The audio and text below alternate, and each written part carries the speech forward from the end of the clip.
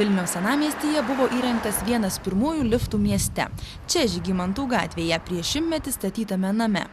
Rusijos caro laikais prabangiame pastate butus turėjo dailininkai profesoriai Vilniaus komendantas. 40 mečius name gyvenančiam Algimantui Degučiui yra tekę bendrauti su vilniečiais, kurie ateidavo pasivažinėti tuomet ypatingą retenybę – liftu. Tačiau šiandien belikę tik kabiną kėlė lynai ir viršutinės jo konstrukcijos. Namo gyventojai dažnai pagalvoja apie liftą, kai kasdien reikia lipti stačiais laiptais. Ornamentais išpuošti lifto varteliai, kuriuos norint įlipti ar išlipti reikėdavo atverti, dabar apdulkėja ir dėl gyventojų saugumo užrakinti.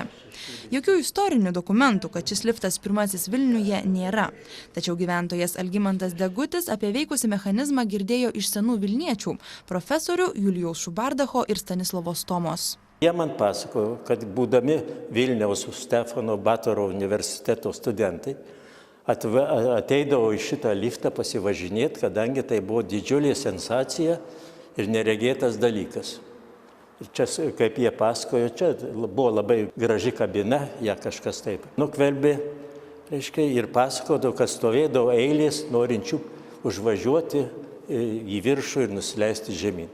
Tai leidžia tikrai tvirtinti, kad tai buvo pirmasis liftas Vilniuje. Itin graži lifto kabina neišliko. Pasak Algimanto Degučio, greičiausiai ją dalimis išnešė metalo laužo vagys. Yra buvę svarstymų ir atkurti antikvarinį įrenginį, tačiau niekas nesiryžo rinkti tam pinigų. O keleriais metais jaunesnis liftas anksčiau veikė Vilniaus stoties rajone.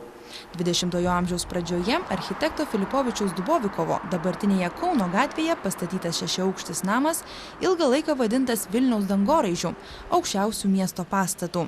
Tai buvo prabangus namas su vandentiekiu, kanalizacija, elektra ir net 2 liftais. Jų durelės buvo išpuoštos moderno stiliaus dekoro grotelėmis, kurios iki šių dienų išliko kartu su ažūrinėmis metalo šachtomis. Tačiau kabina bei mechanizmas yra šių laikų. Pasak namo renovavimo projektą rengusios architektės, greičiausiai dalis lifto kabinos buvo iš stiklo, todėl važiuodami žmonės galėjo stebėti aplinką. Šitas liftas buvo švediškas liftas, jo vidus, kurio jau mes neberadome, kai pradėjom projektuoti, o visa šita jo apdaila yra išlikus autentiška iš tų 1911-12 metų.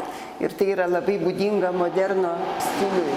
Kaltos puošmenos ir jo apskritai visa ta stilistika laiptinės, kad jisai yra laiptinės viduryje. O kaip jūs radote atėję, kokia buvo jo būklė? Tai buvo tiesiog tuščia šachta. Ir tiek. Tuščia šachta ir buvo, teko pritaikyti naują liftą šiuolaikinį. O kada tas liftas dingo, tai nežinia. Galbūt karo metais, gal sunku pasakyti. Kada abiejų laiptinių liftai nustojo veikti ir kur dingo originalios jų kabinos, nežinoma. Senieji namo gyventojai buvo priversti iš čia išsikraustyti prieš 22 metus, kai namas tapo avarinės būklės, o naujieji naudojasi sovietmečių pagamintų liftu.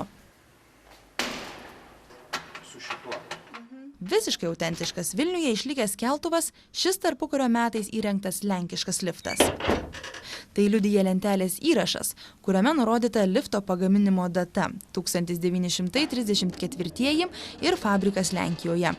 XIX amžiuje statytame pastate šiandien veikia Vilniaus arkivyskupijos kurijos rūmai ir liftu naudojasi čia gyvenantys vyskupai. Tiesa, namas yra vos 3 aukštų, todėl dauguma gyventojų verčiau renkasi laiptus.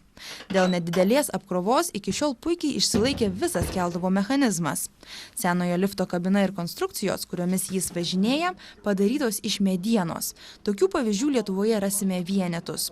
Senasis liftas skirtas vos 2 žmonėms ir kelia jis nedaugiau nei 200 kg. Instrukcijose lenkų kalba parašyta, kad prieš važiuojant būtina gerai uždaryti duris, o mažesni nei 10 metų vaikai lifte turi būti su suaugusiais. Daugelis apsilankiusiųjų retai atkreipia dėmesį į nedidelės lifto dureles, kurios labiau primena įėjimą į kambarį. Tačiau 78 metus skaičiuojantis keltuvas prižiūrinčios kompanijos tikrinamas kas mėnesį ir puikiai veikia.